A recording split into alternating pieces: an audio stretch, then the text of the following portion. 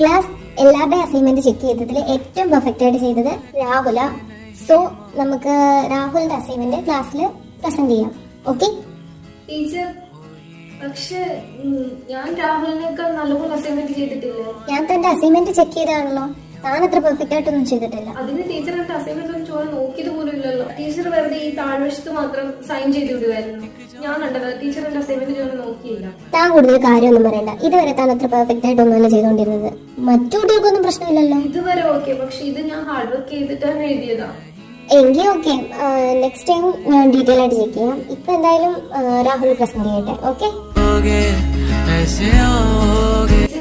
Teacher, എനിക്ക് ഈ portion ഒന്ന് പറഞ്ഞു തരുമോ? ഇവിടെ കാണിച്ചേ. ബെസ്റ്റ്. നീ ഈ ചാപ്റ്റർ കൊണ്ടിരിക്കുന്നതേ ഉള്ളൂ. ഇതുവരെ കാണാത്ത ആത്മാർത്ഥതയൊക്കെ ഉണ്ട് ഇപ്പം.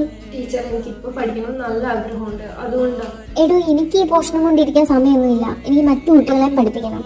സോ താനൊരു കാര്യം ചെയ്യും, പഠിക്കുന്ന നല്ല കുട്ടികളോട് ചോദിച്ച് മനസ്സിലാക്കാൻ വേണ്ടിയിട്ട് നോക്കുക. ഓക്കെ, എനിക്ക് ടൈം വേസ്റ്റ് ചെയ്യാനില്ല. ഇന്നലെ പഠിപ്പിച്ച ഫോട്ടോസിന്തസിസ് ആരെങ്കിലും ഒന്ന് പറഞ്ഞേ, ആർക്കൊക്കെ ഓർമ്മയുണ്ടെന്നൊന്ന് നോക്കട്ടെ. ടീച്ചർ, എനിക്കറിയാം. ഫോട്ടോസിന്തസിസ് എന്ന് പറയുമ്പോൾ പ്ലാന്റ്സ് സൂര്യപ്രകാശത്തിൽ. എടോ, ഞാൻ ഇംഗ്ലീഷിലല്ലേ ക്ലാസ് എടുത്തത്. സോ താനിങ്ങനെ മുക്കും മുറിയൊക്കെ മലയാളത്തിൽ പറഞ്ഞാൽ ഞങ്ങൾക്കാർക്ക് മനസ്സിലാവത്തില്ല. സോ എങ്ങനെയാണോ ഞാൻ പഠിപ്പിച്ചത് അതുപോലെ എനിക്ക് തിരിച്ചൊന്ന് പറഞ്ഞു തന്നെ. പ്ലാന്റ്സ്